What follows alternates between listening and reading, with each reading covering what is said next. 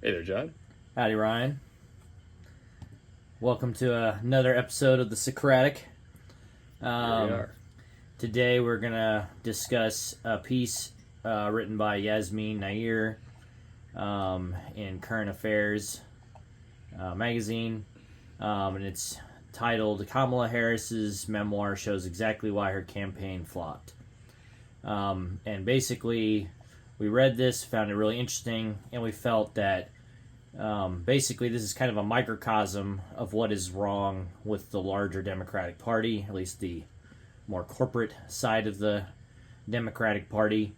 And so we are going to kind of talk through some of what is talked about in this article, and basically look at perhaps lessons that other Democrats should learn, mistakes to avoid. And that sort of thing, kind of through the lens of some of this article. So we'll engage with some specifics, but then we'll also turn to how we see that these things are kind of these specifics with Kamala were kind of indicative of general mistakes that corporate Democrats are making kind of on the regular these days. So, you want to add anything to that, Ryan? No, probably not much other than, you found this article when you first sent this over. I was a little reticent to take a look. I have a aversion to memoirs like this, especially for like very contemporary politicians. I just feel a lot like there's only so much information you really need to know to make like good choices, and it kind of these sorts of like books just incentivize the political hobbyism that like most of us engage in, where we're not really like doing anything to move the needle, right? We're just learning more and more about specific characters and policies and all that, just to kind of like continue talking about them and filling our time up. Yeah. But obviously this article takes and looks at this memoir, first of all, summarizes it so we don't really have to read it or give Kamala any money for it. And also, I think it is a really good microcosm for what's happening with the DNC as a whole and most of like the major players in it. So. To piggyback off of that, I would say that we probably would both agree, as this article kind of got into, that it seems to be the number one reason that all these political memoirs get written is because they can make so much damn money off of this stuff. Right. One of the things she wrote in the article was that apparently Obama and Michelle got a $65 million advance for their books, and apparently Joe Biden has gotten $10 million for his. So, as someone that's trying to be a writer, the disparity there. Yeah, as someone that's trying to be a writer and has been learning that, for a first-time author, you're lucky if you get like $50K. It's pretty remarkable when you realize that if you already have some name recognition out there, it's easier if you have a brand to capitalize on. You could just get like millions, tens of millions of dollars for your book deals. So it's pretty incredible. But actually, funnily enough, one of the things I kind of started right off the bat that I found kind of interesting was Yasmin writes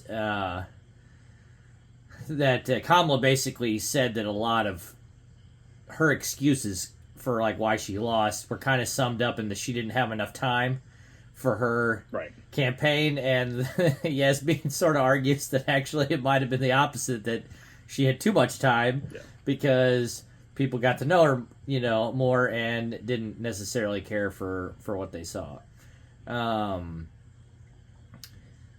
Let's see. Do you have a particular place? Oh, And I remember that, like, when her campaign first got announced in the first, like, couple of months, I don't know, I guess maybe I'm a portion of that electorate that got really hyped about her for a little bit. And I thought it did seem like the tides were turning after Joe Biden had laid over, and it seemed like he was probably going to get pummeled by Trump pretty easily. But then once Kamala stepped on to the stage as the nominee, and then kind of the celebrities started coming out. I don't know, it just seemed like the polls started turning in her direction. And and I think the point is well taken that she made in this article, and I don't think she's the first one to make it, but that it actually ended up being the problem was not the people did not have enough time to get to know Kamala. The problem is she had too much time on the stage in the end. Yeah. And so what ended up being a really energetic start off ended up kind of just dampening back down into what was just the Democratic status quo versus the boogeyman of Trump and the GOP. So it ended up just settling back down into exactly what the campaign was before she came onto the stage. And I think that's ultimately the problem. As much as Kamala, I think, has some portion of blame to be laid at her feet here, a lot of it ultimately is just the Democrats themselves were not offering a compelling message relative to the GOP. And so no matter how much energy Kamala ended up having with the initial enthusiasm behind her, a brand new face taking over the campaign, it settled back into the dynamics that the DNC, the Democratic National Party, had not done anything to repair the situation that voters were relatively apathetic to the vision or lack thereof that they were putting forward in response to Trumpism. Yeah, I will say just for some personal context, obviously this is an event that we both lived through, so we could speak to this. But I feel like initially it was kind of like having anybody besides Biden seemed like it would be enough, because it just seemed like Biden, is clearly in some cognitive decline. He's, not doing well in these debates, things like that. It felt like, we're definitely going to lose with him, and maybe just anybody else practically up there should be able to beat Donald Trump. And I think that was the initial surge in, I thought when she was nominated, I thought she was going to win. And then over the next couple of months, I definitely was with that slow, right before the election, I was nervous as hell because I was not at all confident that she was going to win.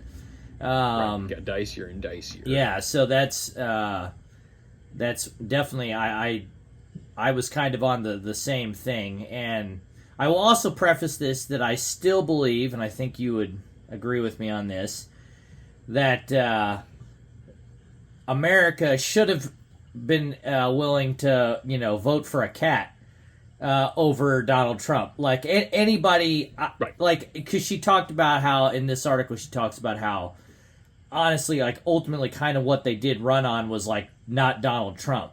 Which, for me, and I feel like most reasonable people, especially now, hopefully with some amount of hindsight now, with the last not even year, seems like it should have been enough. Yeah, because look what's happened since. So it feels like that should have been enough, but I also do understand why you have to give people positive things to believe in. It just apparently is not enough to be I'm not Donald Trump. It's not enough, and looking back, the first Trump presidency obviously was restrained in a way. The second Trump presidency is not at all. Is not restrained in the same way, and so I guess you had to offer a positive message. I agree that, frankly, the shambling corpse of Biden should have been enough to beat Trump. A cat should have been enough to beat Trump. Kamala Harris should have been enough to beat Trump. And yet, that speaks to where we're at very well, but apparently not to where America at least was at this point in time, a year ago during that election. Again, ultimately, Kamala, I don't think, ran the best campaign, and this article talks a lot about that. But I think ultimately the failure comes at the is laid at the feet really of the political left or lack thereof in this country. You know, what the Democratic National Party has become is just an opposition party to the bogeyman of Trump and Trumpism and the GOP, without which is a offering significant any boogeyman. real populist policies. Right, which is, yeah, exactly. But unfortunately, we found multiple times now that just invoking the boogeyman is not enough to activate the electorate and accrue power in this political system. It just isn't. And the other side is better at using their boogeymen to their advantage to activate, votes and accrue power. So, a different strategy needs to be entertained here. Yeah, and it was actually, it was definitely interesting. In this article, she talked about at one point that basically they did definitely underestimate the amount of damage that... Actually, let's start with this. Because this was a big thing that we commented on when it occurred in real time, and she talks about it in the article here. I think maybe... I'm going to say this, maybe the dumbest thing that Kamala Harris did in this campaign, in my opinion, was when she went on that Good Morning America, whatever. She went to talk to the panel on Good Morning America, and they asked her, like, what would you do differently from Joe Biden? And she said, not a damn thing. And that... for somebody that has been in the political game as long as she had, that certainly has to have had some number of reasonably competent political advisors and things around her, I do not understand for the life of me how she gave that answer. I understand. And I think, again, it goes back to the point that the issues here are not just Kamala Harris. They are endemic to the Democratic National Party. The problem that the DNC saw with Biden is not what he was doing, but his competence and his cognitive performance, right? They didn't think it was a personality problem. They didn't think it was a personality problem, but they also didn't think it was a policy issue, right? It was not that the DNC or Biden had been doing anything wrong. They were continuing to serve their donors, and they were looking as if they were opposing Trumpism, and all of that.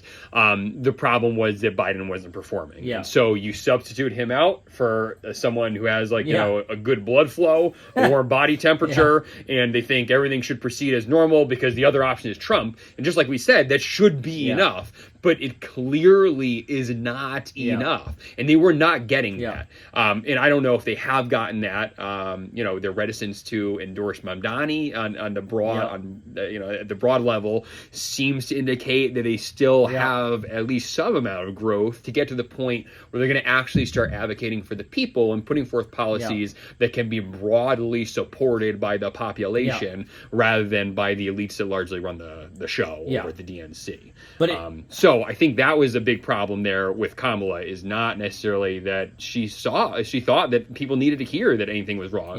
They mostly needed to hear that I'm a new face and Biden's off. He was the one you had a problem with. I'm just going to continue to run the ship as usual. But it was like such a perfect opportunity for her to have pivoted from his not super popular policies. Obviously, in this article, she talks about how the genocide in Gaza ended up being a not insignificant part in keeping voters at home and things like that. She could have broken with him on that. She could have broken with him on any number of issues and kind of really marked herself out as being somehow different, because she already had an uphill battle in that regard to some degree, right? Because she was his VP. But this was her opportunity to be like, look, hey, I mean, let's be honest. We all know in our system, it's not like the vice president has a massive amount of power and influence on things. So these are the things that I would do differently, right? And she could have made that, that choice, made that statement.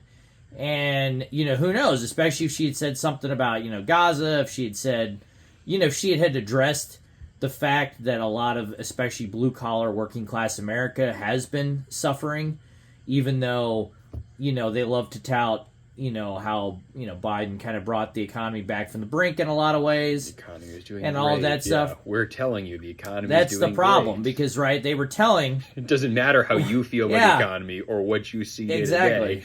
We're telling you it's doing Exactly, great. and that's ultimately the problem. I mean, actually, this happened just a couple of weeks ago, and I thought it was pretty spot on.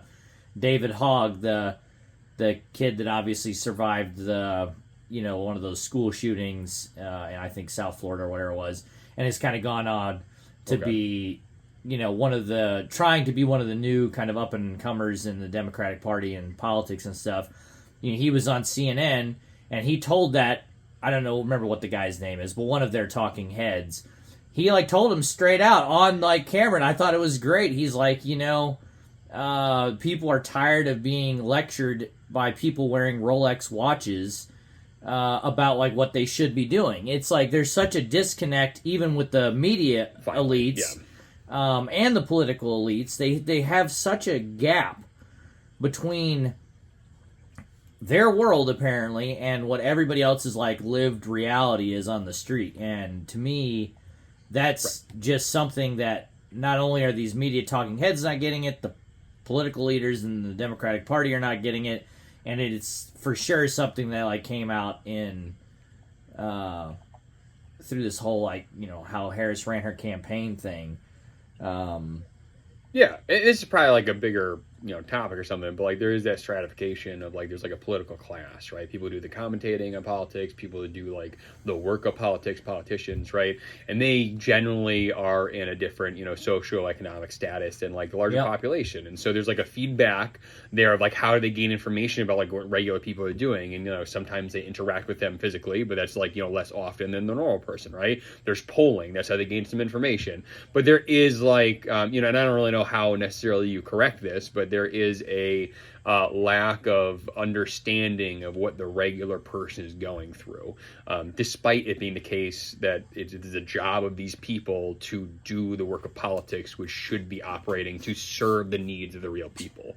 And probably the largest issue there, right, is money in politics, both at the the national committee level for the two parties and just the way that we run national campaigns. It pushes the interests of the elites and those who have money above the regular people. So there's not as much need to see what's going on with regular people. You don't need those votes as much if you can just buy ad share time and influence them to vote for you regardless of how your policies are serving them. And piggybacking on that too, I would say that one of the things we've talked about in the past, and I think it bears bringing up here too, is because both parties do this, but I think with the Republican Party it makes more sense, and it should, based on kind of the fact that the Democratic Party claims to be more about the people, they should look for some different metrics here. But they always talk about the stock market. It's their classic metric for somehow, the economy is doing great because the stock market is doing great.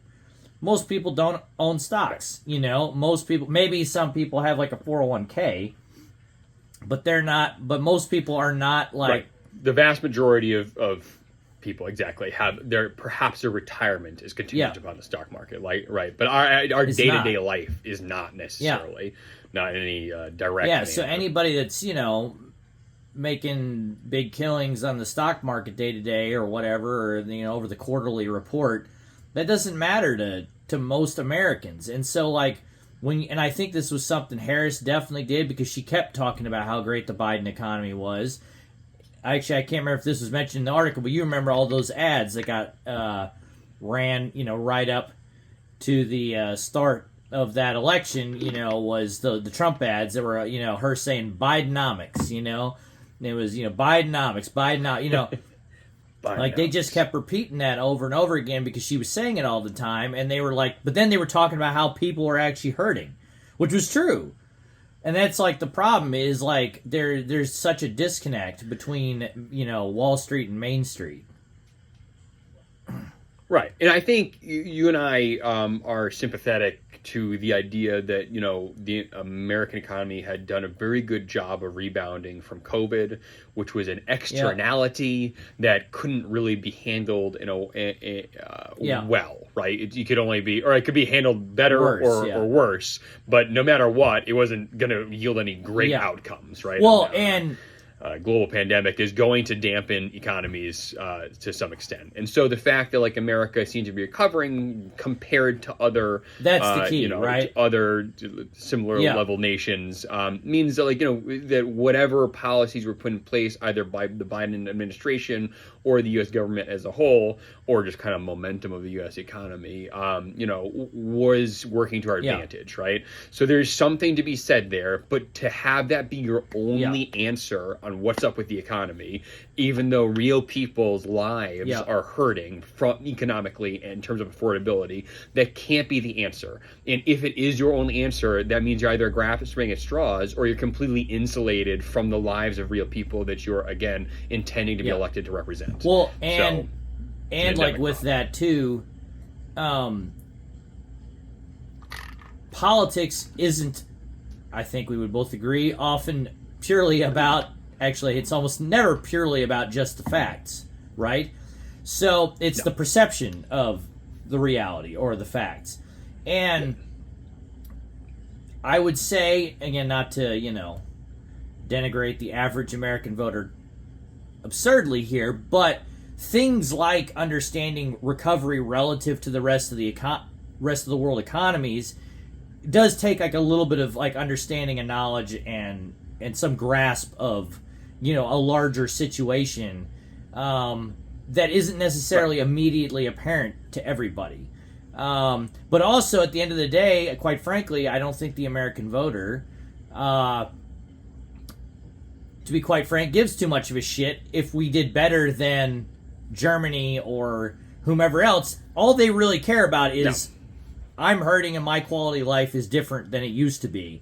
And regardless of whether or not like all of that is in politicians' control, it obviously isn't. COVID wasn't planned, just happened. All of this knock-on effects, from the economy. Oh, my cats are being annoying. Sorry about the cat interlude interruption there. Now I've got Gimli on me. So anyways, there is like, I don't have a problem with people making that argument. Obviously, to people like us, we understand enough of the kind of overall situation to understand, like, look, the whole world economy took this hit with COVID. There were going to be fallout and repercussions. It was going to downturn everybody, and it was going to take a while to get back on track, and to be quite frank, to even get back to where we were prior to the pandemic. And based on that, it was navigated pretty well here in the U.S. Right. Yeah, because like the way you obviously would look at that is compared to everybody else. And if we did better than everybody else, you're going to ascribe the presidential administration, then that relative success, right, has to be given to Biden, I guess. Yeah, but unfortunately, that's not. I don't think the American voter is necessarily, unfortunately, capable necessarily of grasping all of that. Which is tough, because that, like, no matter what, that's going to put the incumbent in a position of running from behind, right? Because there's only so many ways you can spin that. And there's only so many ways you can say, like, but here are some policies we're going to do better, and things are going to improve, even though you feel not great under the economy that you're, attributing to me.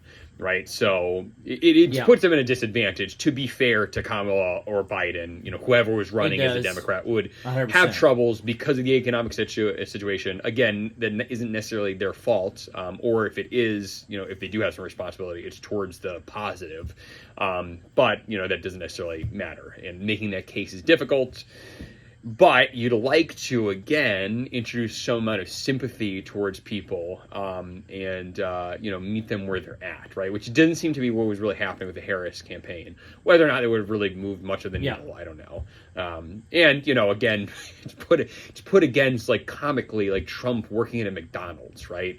So, like you were saying, to perhaps do a disservice to the American worker, if that's the case is being made that, like, I'm Trump, I care about your economic interests. It's we can be a gullible lot sometimes, but it's all about navigating that if you're the Democrats and having some manner of risk management to bring people back to your side. And it seems like almost none of that was being done except for trying to tell them the economy is good, you're incorrect. That was the real problem. I think there just was no effort made to actually be like, oh, you are actually hurting, and I understand that, and here are policies A, B, and C that we're going to try to implement to alleviate that hurt. One of the other big things... Sorry, just to stick on that for 1 second. It seems like the big thing, like, you were talking earlier about, like, Kamala's interview on The View, right? Where she said, what did Biden do? What would I do differently than Biden? Probably nothing.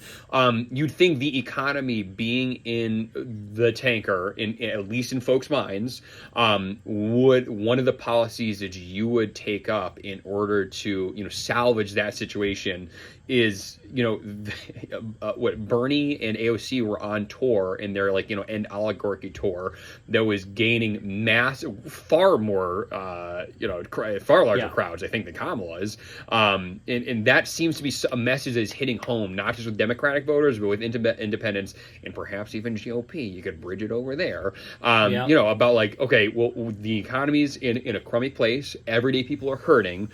One of our solutions is we got to start going over. We have to overhaul this tax system. We have to start going after the elites. There are so many billionaires in this country, and they are not paying their fair share. You think out of any of the policies that are basically zero risk in terms of turning people off, other than donors, but turning real people off, like large populations of people, that would be one that would be a surefire hit. Right? And that's not obviously 100%. The course they went with.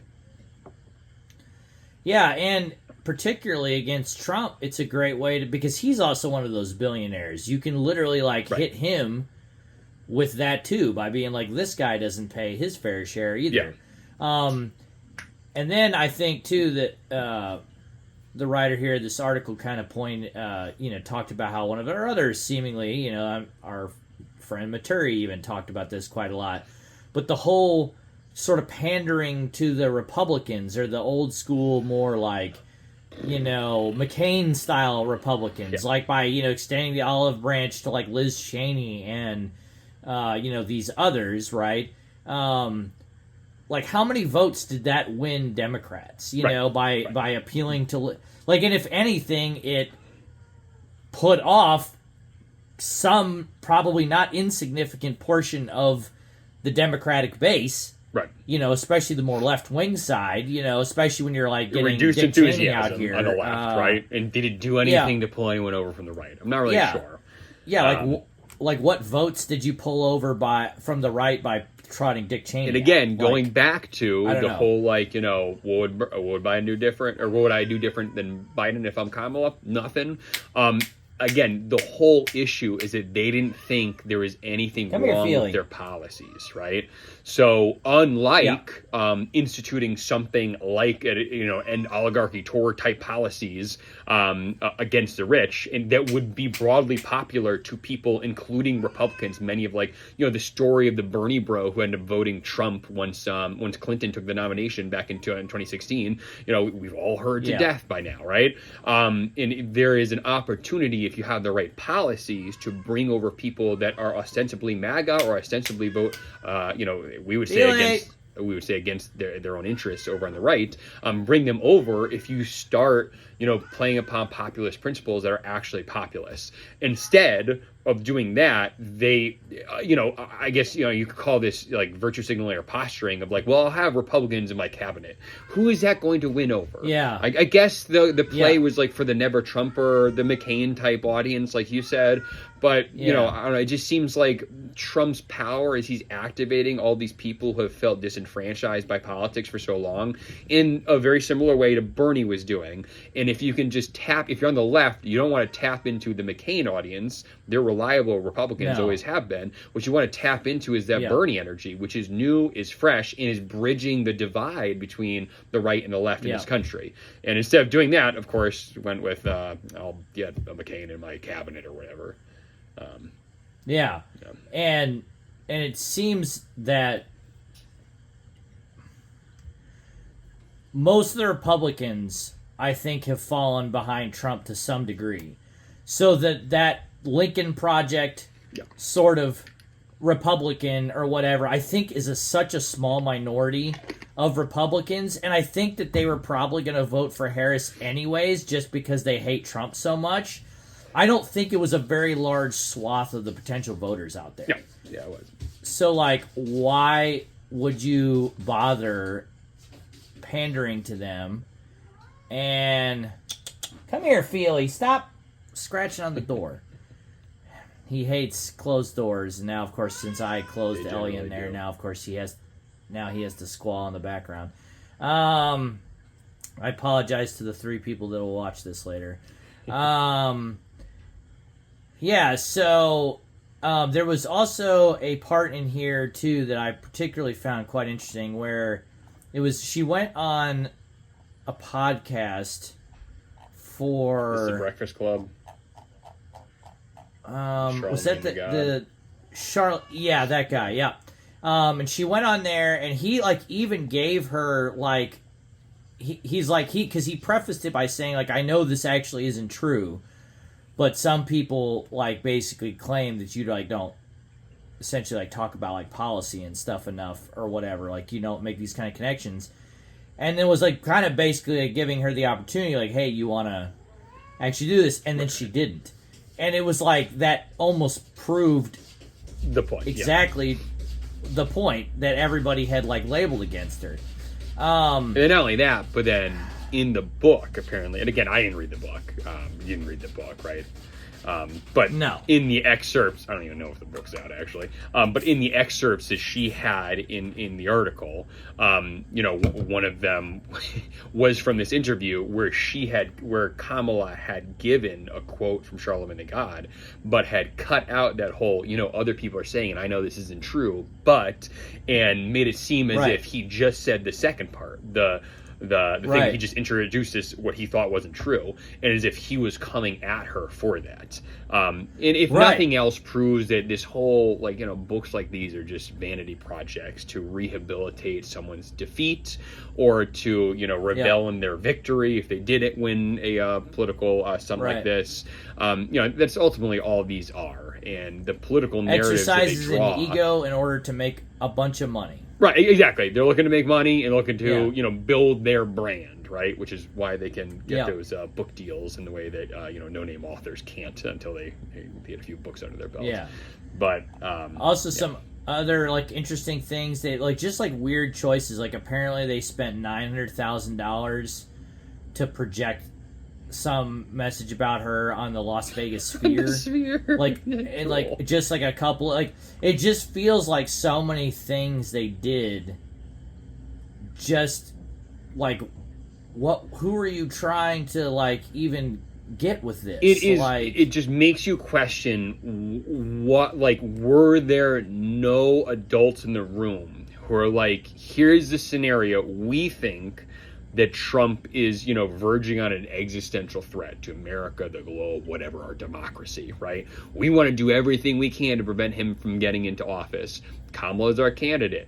Let's make some decisions to try to get her into office. And these are the decisions that these people made. Committees of people, many people were involved in this. It's not just Kamala making all these in a vacuum, right? And the fact that these are all the decisions and this course was what was decided upon and then what was maintained for months on end, it just boggles your mind that people whose professions, careers, entire lives revolve around the political circus didn't understand that what they were doing was garbage and was going to yield a garbage outcome in terms of votes. and ultimately a garbage My- next 4 years in terms of a Trump presidency. My understanding too is that many of these like people that like are like professional campaign managers and stuff, they get paid big money. Like, Yeah, I doubt they're. how do none of these people understand like the voting electorate any better than they seem to? Like, and it just seems like there's just like one strategic like mistake made after like another. There's one really good line in this article here. It says, the harder truth that Harris and her supporters cannot seem to grasp or accept is that the problem was not that voters of all ages and backgrounds could not connect with her, but that they didn't like what they saw. Right.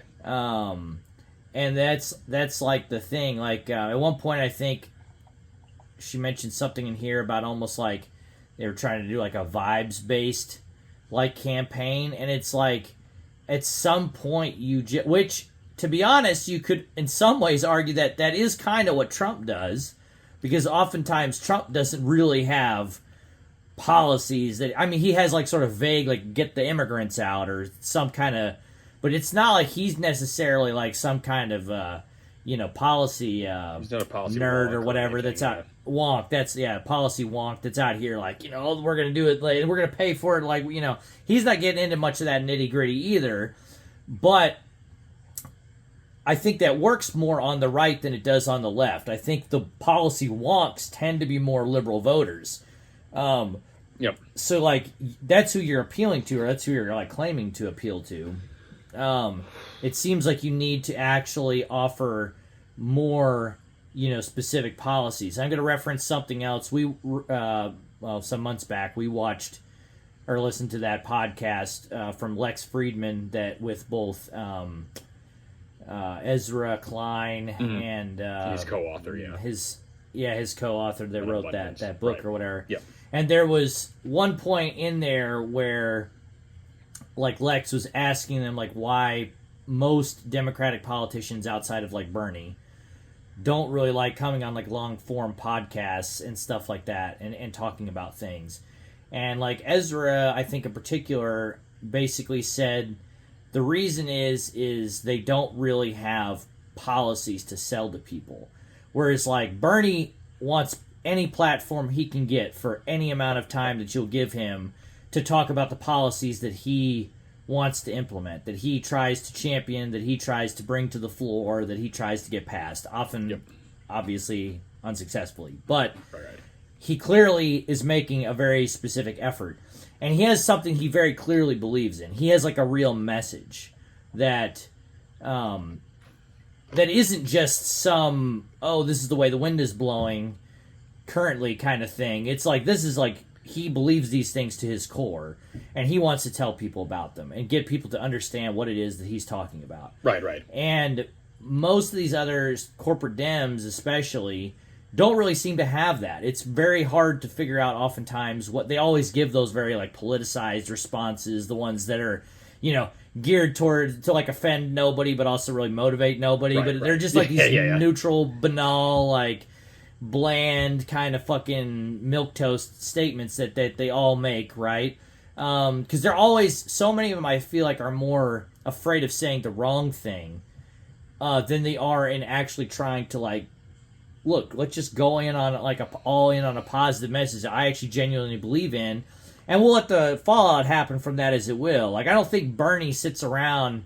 I mean, obviously, I think he has some idea that his policy ideas are pretty popular these days, but I also don't get the idea that he sits there and like weighs up every word in the way that most of these politicians do. Right. Because he's like always like afraid of saying the wrong thing. I think the dude just goes for it. And I think, to be honest, this is also what Trump does, which is like, I think what a lot of people like about him too is that he's not trying to say the perfect political thing or whatever. He just fucking says what he says, and public opinion be damned. And I think that there's a lot of people that actually like that because he doesn't feel like a politician. And Bernie is also very good at that. And I think Kamala, just like many other of the corporate Dems, is terrible at that.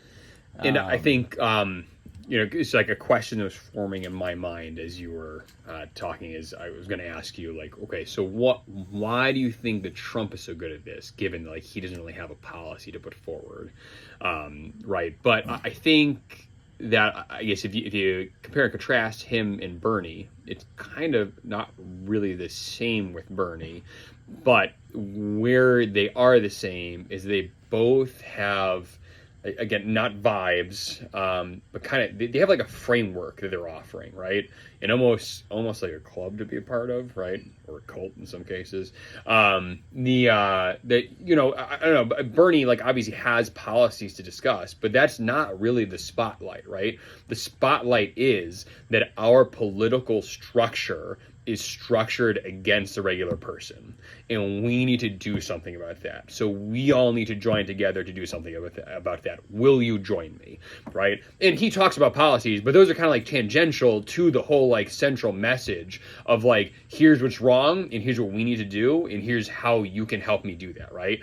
And Trump has something similar. He talks far less about policy. When he does talk about policy, it's, in terms that aren't really accurate or precise by any means, but he does have like a vision he's putting forward. I would say it's not it's a positive one in that there's something being put forward rather than just opposition to someone else. Well, but I wouldn't.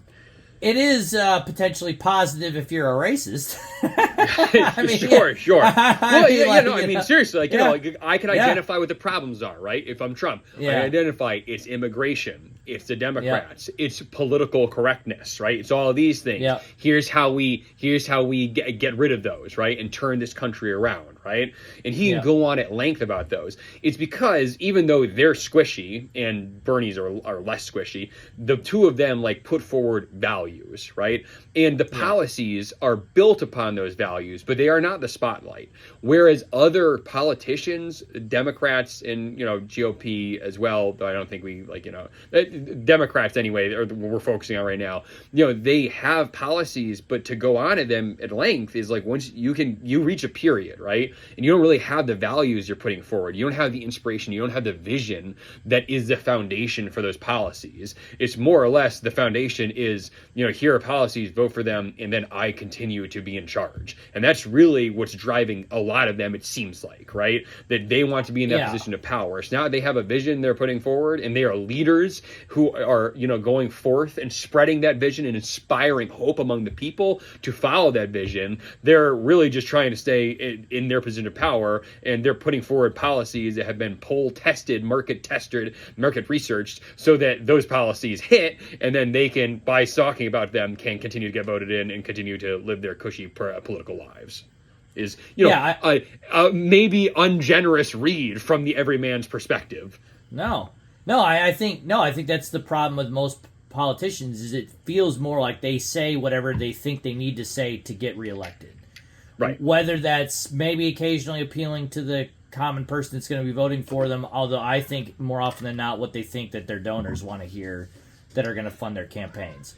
And I think that's the big thing, because what Trump also does and how he appeals to the populist kind of angle is he does the whole thing where he basically talks about the political elites and the political class. Of course, the height of irony is that he's obviously always been pretty close to that class because he, has campaigned, donated and everything else, and he's also, a rich billionaire and all this kind of thing. Right. The political and the economic elite, he's part of both clubs. Yeah. And has always been. And has always been, but he somehow has been able to still tap into people's fundamental mistrust of those type of people that are just going to say what you want to hear. And again, he doesn't really pivot. Which, and again, that mistrust is warranted in many extents, right? It is. And absolutely. So just by giving voice to it, that puts him in a position that most Democrats can't, because of their fidelity to this political structure that that has yielded these outcomes that hasn't been fair for the regular person. Yeah, absolutely. One of the other things that again, this just screams Democratic Party being out of touch with reality to me. But they picked up on the fact that that Charlie XCX pop star or whatever, who's British, wrote something about Kamala. Baby. Yeah, Kamala is a brat, and then like basically sort of Kamala's people tried to kind of run with that, and it's obviously the writer of this article pointed out, Yasmin's like, that singer couldn't vote for her anyways because she was like British, but also like that's a good line. Well, yeah, it was like you're not even getting and that vote. So like not impactful. Here. Like obviously it's like a little bit of a cheap shot from the author, but just kind of like encapsulates a good point. And I think the major point is right. The like the people that were listening to Brat is probably not the major component of her campaign. So to center everything around that with the lime green font everywhere, who are you really playing to there? And it makes so little sense. And then I mean, it feels to me like everything with the Democratic Party mostly comes down to, I mean, again, we have a friend, Maturi, who talks about this a lot, but it's so much of, like, this facade or this, like, pomp and circumstance, this like, the show, virtue signaling, we could throw that in there, all these things with, like, no real substance to, like, undergird them. Right. And I think that's what... Because I guess, well, for worse, Trump has some substance to what, like, he has things he wants to do. I mean, I agree that, like, in his speeches, very rarely does he get into specifics, but he, like, obviously is doing things in real time. He's, like, been, blowing ice way up and, going after, like, immigrants, like, they have, like, we might think that they're awful things they want to do, but he is doing them. You know what I mean? And he is, like, and he may not have known the policy details of how to put those forward, how to move them through the machinations of government, right?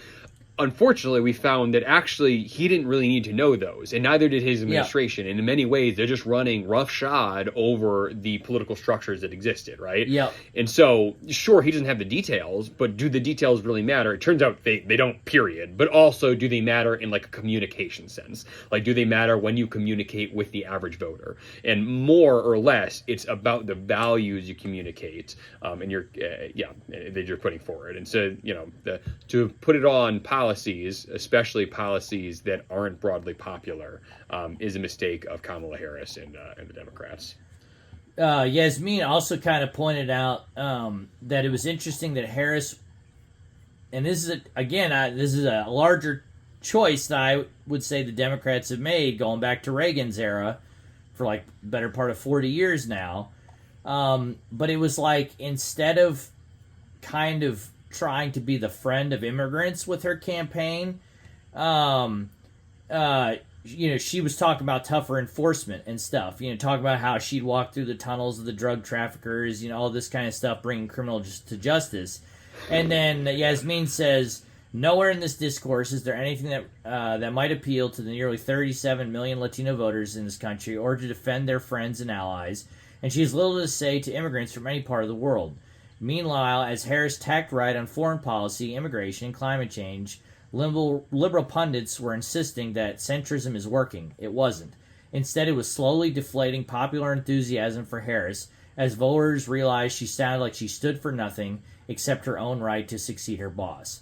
And to me, this is like a lot of it too, and this is like the thing that, like, the Democratic Party just does not learn this lesson, because for the last 40 years they have chased the GOP further and further to the right. They started going, deciding, we'll just start appealing to large corporate donors too, instead of, backing unions and all these kinds of things. And it's like, she did make a lot of those kind of, which again, it seems like, I guess that was meant to, like, capture some of these disaffected Republicans and whatever, but it's like, but was that even that much of the population to garner, to capture anyways? Which to me, it doesn't seem like it was. And then, of course, like, what you end up doing, too, is there are a lot of people that get put off by this kind of thing. Like, why are you moving to the right for, like, no, like, this, we're fighting a fascist here. Like, we want to go the other way. Like, Right. And again, it just seems like it's a misunderstanding, a surprising misunderstanding and miscalculation for, again, like committee scores of people whose entire lives and careers revolve around this. But that, so it seemed like, prior to both Trump administrations, there was a sentiment around the country. A large number of Americans, thought that there were issues at the border, that too many people were coming through illegally. And that certainly can be a problem, and Kamala certainly should have treated it as such.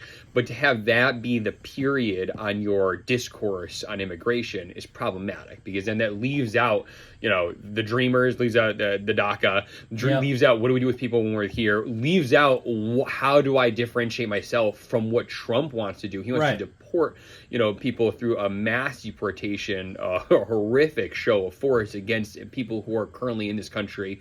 And again, basically not discriminating between are they supposed to be here or are they not based on their skin color. And so to not provide anything other than we got to crack down on the border just is a total misunderstanding of what people's issue with the border is, or on immigration, right? It's not necessarily that immigrants are a problem, but that there's too much illegal immigration. So something has to be done.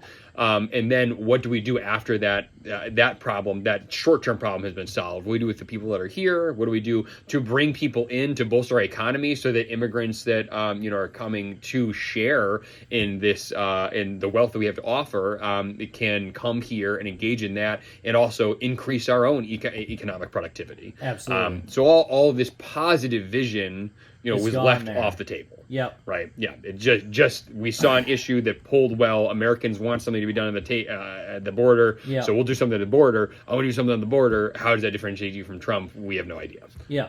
Well, and I think with, a lot of these things too, there's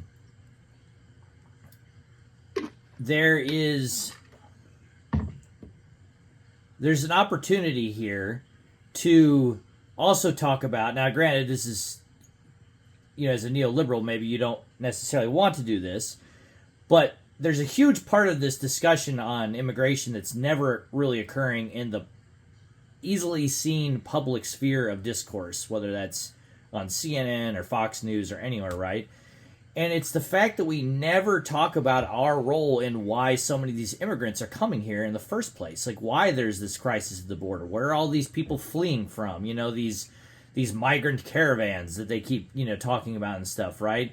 They're coming up from, like, Honduras and, these other countries in Central America where we have fucked shit up with our horrible past geopolitical decisions, cooing governments that were, democratically elected and things like this, instituting, right-wing strongmen and stuff like that in these countries that end up creating these crises in these places, which is why these people are fleeing to begin with.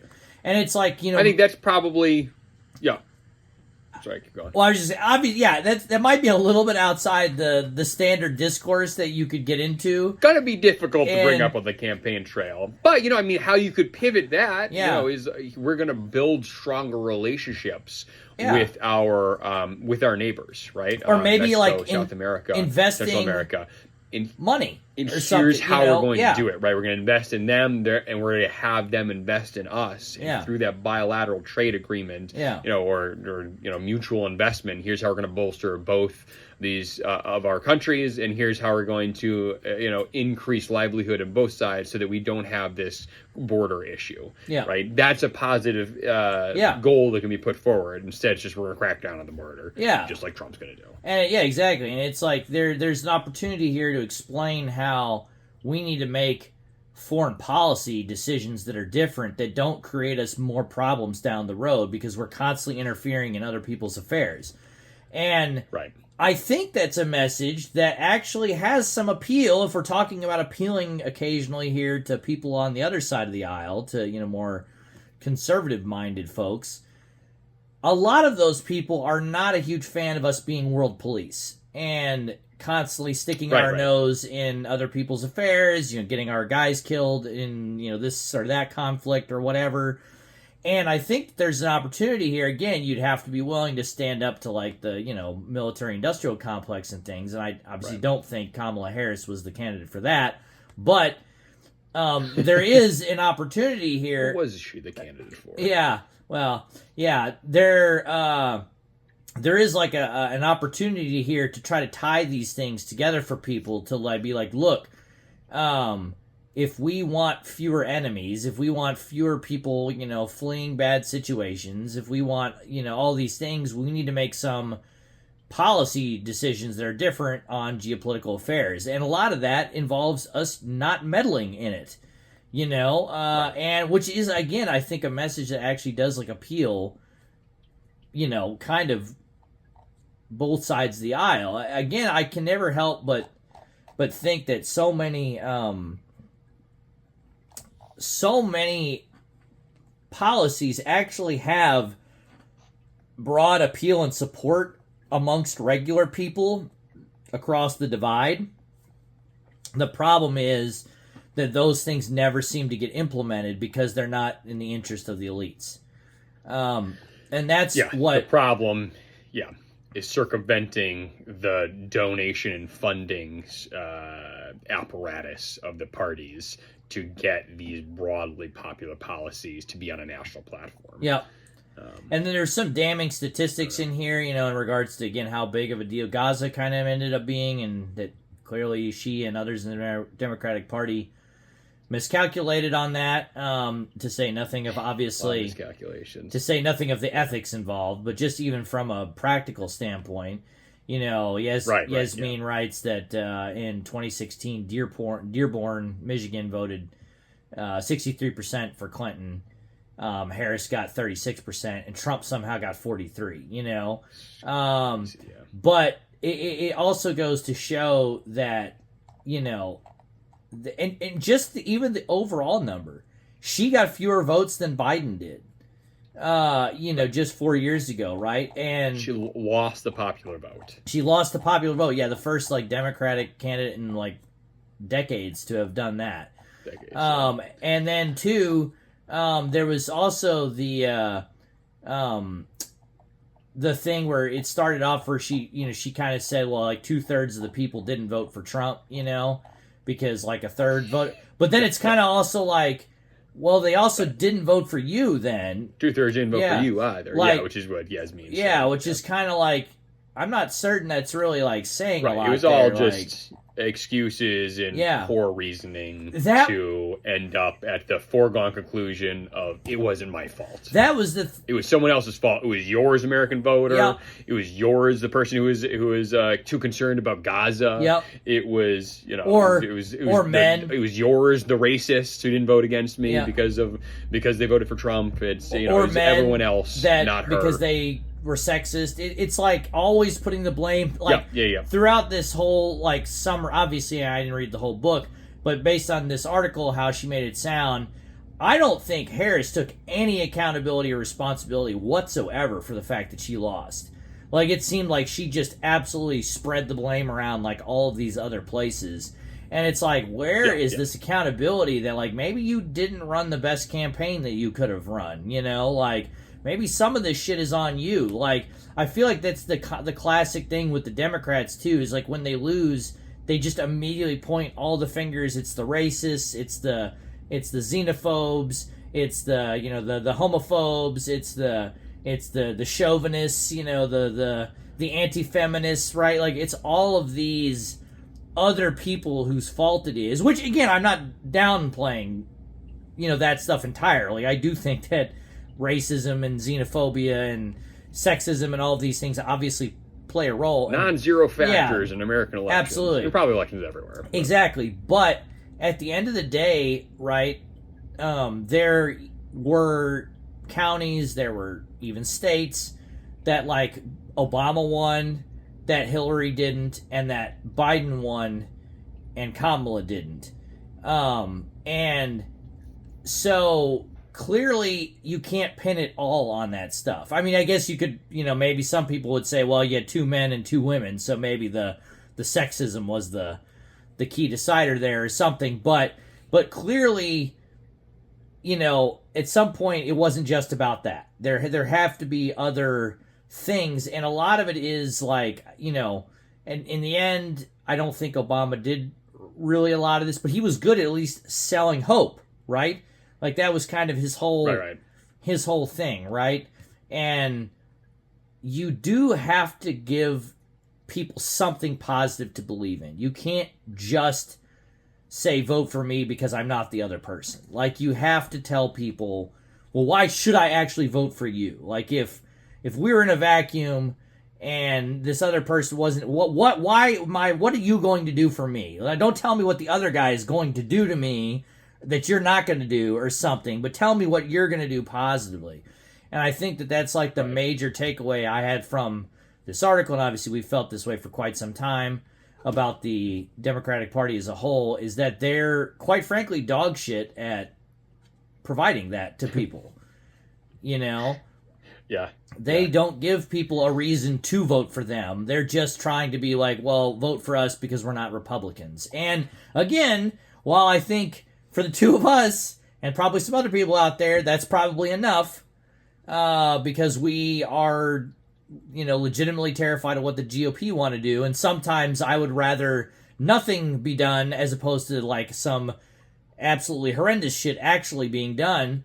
But right. For most people, and even for us, right, we would love to vote for people that were like actually putting forth positive policy, visions, right? Like, Right. I would love nothing more than for Bernie to have been the head of the DNC. Yeah, absolutely. During any election. Yeah, absolutely. Like we would love to have somebody that's like actually laying that, so everybody would ultimately either needs it or would prefer it.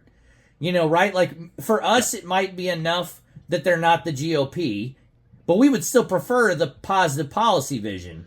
And for a lot of prefer that, and I think we would in perhaps a different conversation, after like, oh, okay, so like we don't want them to, we prefer them to Trump, prefer them to the GOP in most circumstances, but also recognize, outside of like an election, like it is problematic that those are the two choices, 100%, and that we don't have any positive vision, and that is part of the reason why the DNC continues to chase to the right, and why our country's Overton window has shifted in that direction over time, right? Because the lack of positive vision, and although it is probably better to not have the worst guys in charge relative to our values. That no matter what, the fact there's no positive vision is continuing to degrade the system in a direction that we don't believe is the right direction for this. Like we need, and I mean, obviously, I feel like we had the opportunity for it, but between the DNC and other things, kind of got conspired against. But we need like another FDR. We need someone that's going to come in with some concrete proposals and like try to make people's lives better. And that's like one of the larger things too, is like for the Democrats to make real changes, they need a significant pivot in terms of how much power they have in government, which the Republicans have been very good at accruing power, accruing Supreme Court justice seats. It's going to be difficult for the Democrats to. I can't really even imagine a world right now where the Democrats have 60 seats in the Senate like they had in Obama's first term.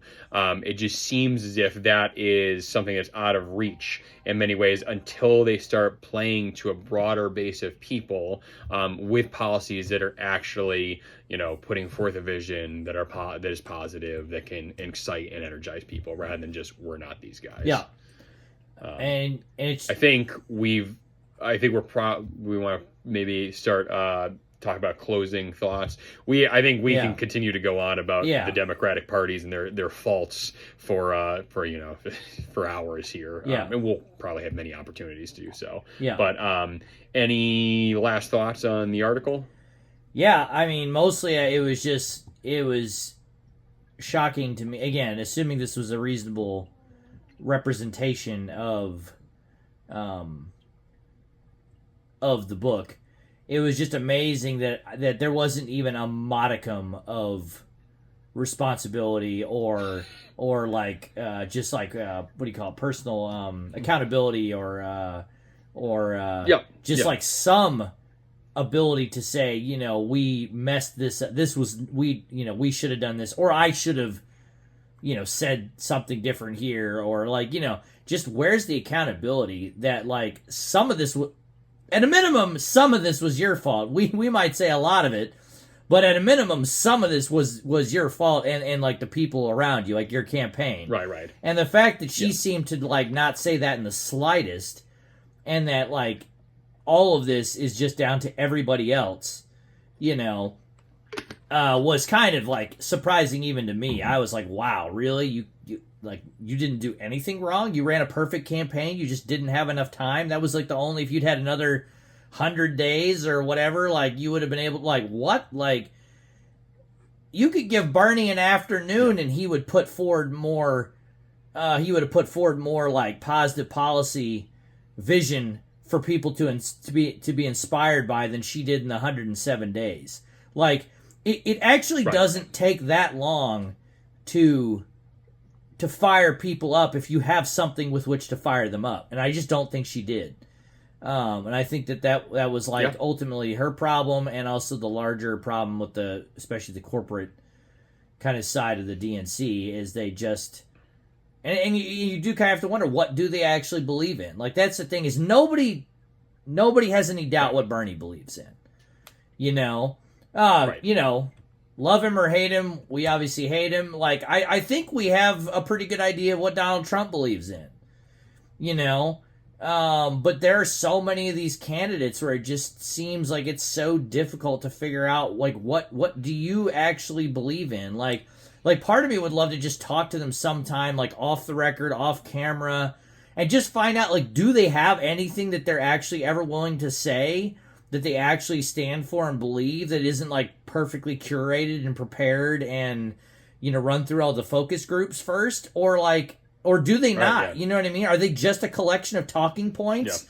Like, could ChatGPT do your fucking, job here? Like I just, it's frustrating. And it's like, I think that, I even go back to, my parents, at least, they weren't going to vote for him ultimately, but they at least believed that Bernie had, the best interest of people in mind. There was like a genuineness that even my conservative parents were like capable of like understanding, and I think that a lot of people get that about Bernie, even if they think he's some crackpot socialist or whatever, like that they don't question whether or not he's genuine. And I think ultimately, and I don't really get this either with Trump, because I think that he's a charlatan, a huckster, and a con man through and through, but he does have a very good ability, I guess, to appear genuine about things, which apparently most of these politicians aren't even really capable of that. They're not. I don't think they're even really capable of appearing genuine about things. And I think that comes through, and I think people just fundamentally don't like it.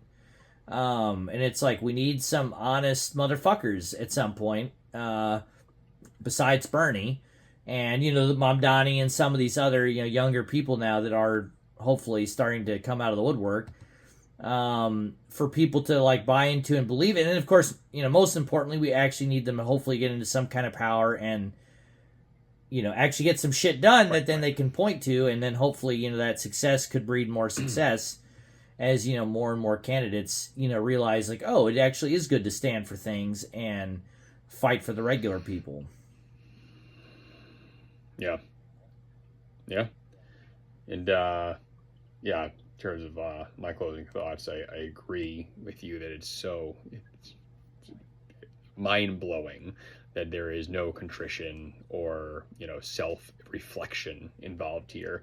And I guess if we're treating her as the avatar of the DNC, that I think is largely warranted, that makes me worried as to how little of this is happening at the broader Democratic level, and obviously, between the two of us, we kind of think that if there's gonna be a party that's gonna move us back in the correct direction, it is the Democrats. Well, it's more likely just because of their I position. don't know if I feel great about the odds about it. Well, it's more like, no, exactly. If there is, then it would be them.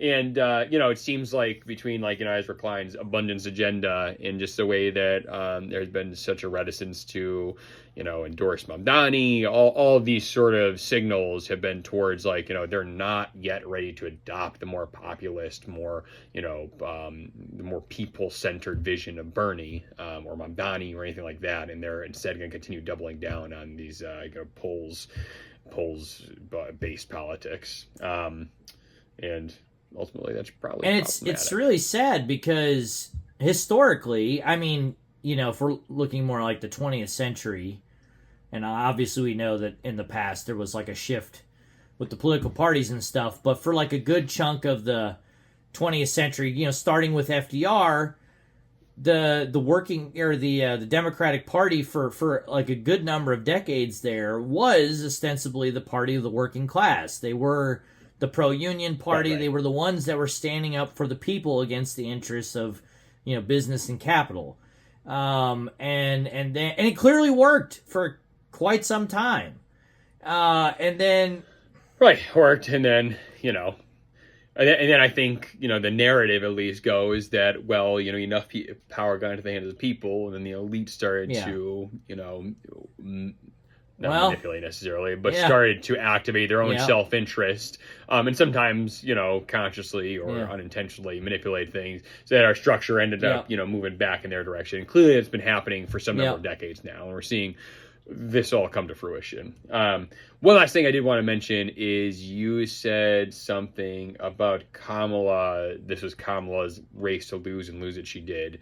And I know we've talked about this in the past, but I don't really know how much I put on Kamala's shoulders there. I think there's a reason that she was vice president, and then ultimately the nomination in 2024 as opposed to a Bernie, right? There's a reason that Clinton and Biden and her were the nominees for the DNC rather than Bernie, and it's that the DNC clearly is not ready to switch gears in terms of policies or values that are more people focused and funding rather than the interests of their own corporate.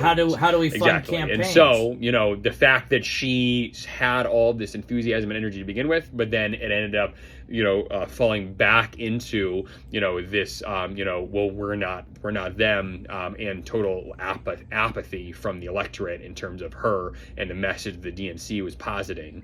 I'm not surprised that happened. I'm not surprised that she wasn't able to pivot on Gaza. I'm not surprised that she wasn't able to pivot to a more bring down the oligarchy type message. You know what I mean? There's a reason why she was at the head of the DNC ticket, and it wasn't because she's not Kamala. It was because she is Kamala and because she is the DNC. And all of this was bound to happen unless someone that was truly courageous or someone who truly had real values, unlike most of our politicians, like a Bernie was at the top of the ticket. But there are reasons why that wouldn't have been the case. You know what I mean?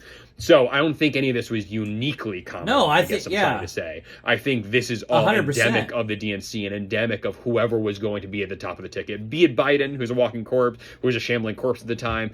Be it Kamala, who is a more energetic version of that, or be it anyone else who they would put on the top of that One ticket. final question, just for a couple minutes. It might be interesting. Do you think, because there was at the time, supposedly even Pelosi and Obama both wanted there to be some sort of obviously it would have had to have been very short, but at least some sort of abbreviated primary in order, because it did feel like, and I do think this was a non-zero factor, that a lot of people felt like Kamala was essentially being forced on them, quite frankly, with no democratic process really involved, because there was no primary, so it wasn't like anybody really voted for her. It was just all of a sudden Biden was like, all right, well, she's running, and then we all kind of had to accept it, which again, I would have preferred Kamala Harris over Donald Trump 1,000 times out of 1,000. But